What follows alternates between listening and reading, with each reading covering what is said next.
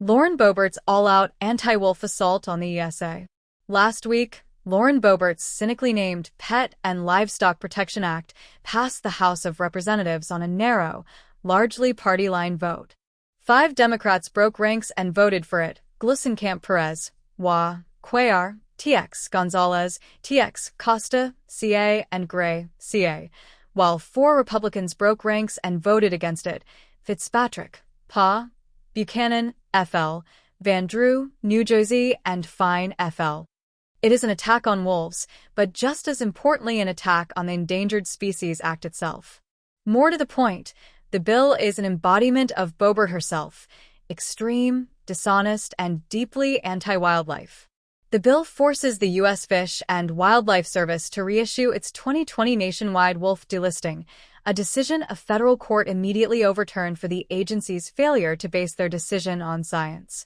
That outcome would dismantle all federal protections for wolves by turning wolf management over to state governments. The delisting of wolves in Montana, Wyoming, and Idaho, also forced by a congressional writer, serves as a sobering preview of how removal of federal protections unfolds.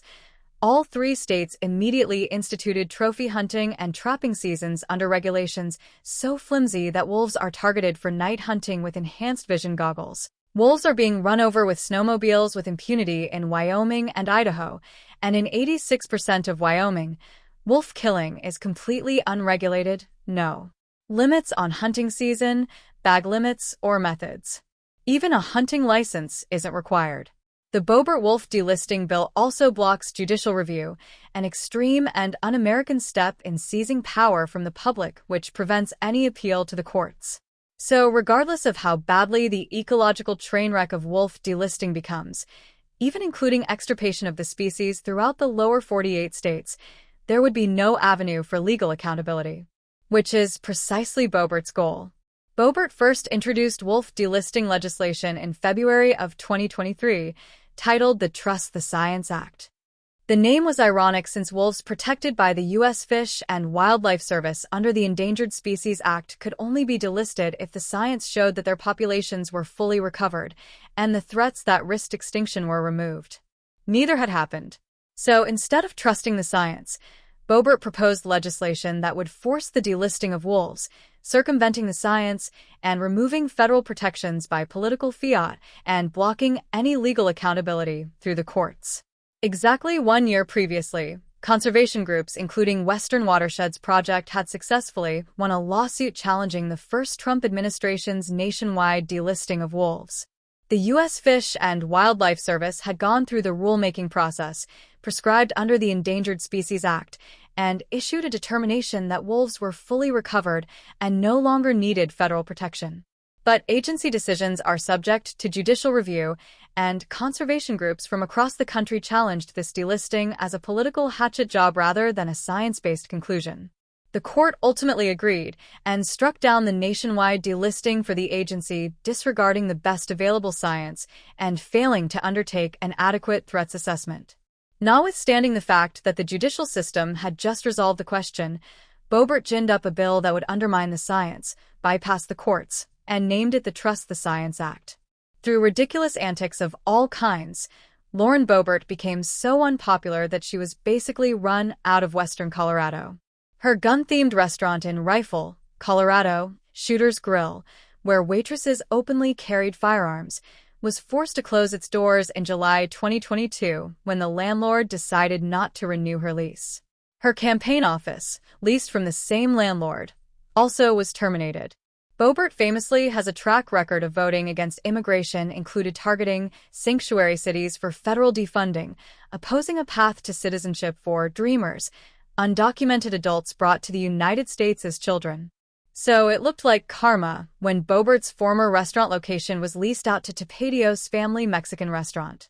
Boebert's extreme brand of politics was branded entertainment by a political opponent named Adam Frisch, a relative unknown who nearly won a bid to unseat Boebert in the 2022 congressional race. With 99% of the district reporting, Frisch led the race. After a recount, Boebert survived by a mere 546 votes.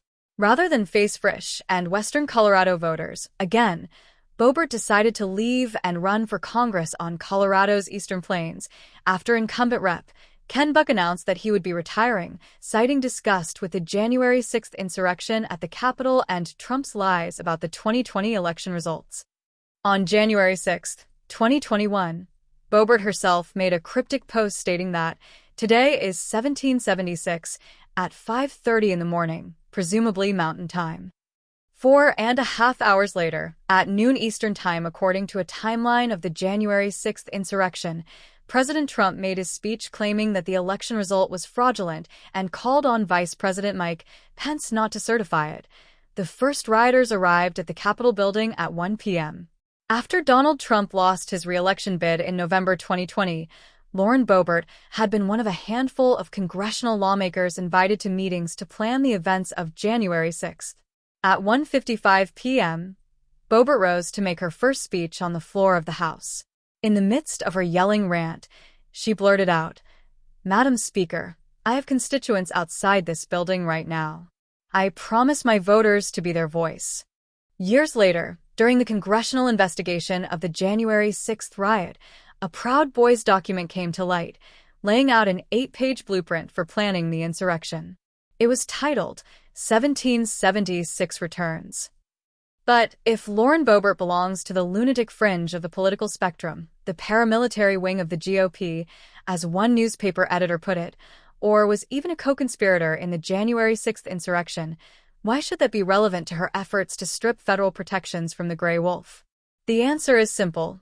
Legislating to delist a species under the Endangered Species Act is an extreme and dangerous precedent, requiring an extreme and environmentally unhinged proponent. Boebert's unhinged approach disqualifies her as a representative to be taken seriously. When Congress passed the Endangered Species Act in 1973, 92-0 in the Senate, 355-4 in the House, the central point was to make listing and delisting decisions solely on the basis of science, to get rid of the political interference that had accelerated extinctions for the first 2 centuries of American history. Polling has shown overwhelming public support for the law ever since, despite the efforts of anti-conservation lobbyists to convince us otherwise. Harriet Hageman, RWY, the sponsor of a similar bill to force the delisting of grizzly bears to strip them of ESA protections, also supports selling off public lands and primaried incumbent Liz Cheney on the basis of her role in spotlighting efforts to overthrow the presidential election during January 6th Commission hearings. The credibility of the proponents of these attacks, on January 6th and on the ESA, undermines the credibility of their legislation. Fast forward to April 2024, when Boebert was able to get her Trust the Science Act bill to force wolf delisting passed by a 4-vote margin in the House. Yadira Caraveo, DCO, was one of 4 Democrats who voted in favor, and she was voted out of office that year by a Colorado electorate that had voted in favor of a ballot measure to compel wolf reintroduction in the state just 4 years previously. The bill was then referred to the Senate, but died without ever receiving a floor vote. Meanwhile, conservation groups were in court to challenge the U.S. Fish and Wildlife Service's denial of 2 petitions by Western Watersheds Project, seeking a West-wide listing, and Center for Biological Diversity, seeking an emergency Northern Rockies listing, to relist the federally unprotected wolves in Montana, Idaho, Wyoming, and parts of eastern Oregon and Washington. In July of 2025, that lawsuit was successful. The judge ruled that a West-wide distinct population segment was the most appropriate population unit qualifying for protection, and that the U.S. Fish and Wildlife Service's decision to deny listing it was contrary to the best available science. The judge took particular note of the scientific shortcomings of unreliable population models in Idaho and Montana, and his ruling called into question the agency's arbitrary decision to ignore the need to recover wolves in historic habitats they had not yet repopulate. So not only is wolf listing still warranted in the states with small and struggling wolf populations, it is even warranted in the states where wolf populations are largest. Because threats to the species are part of the calculus.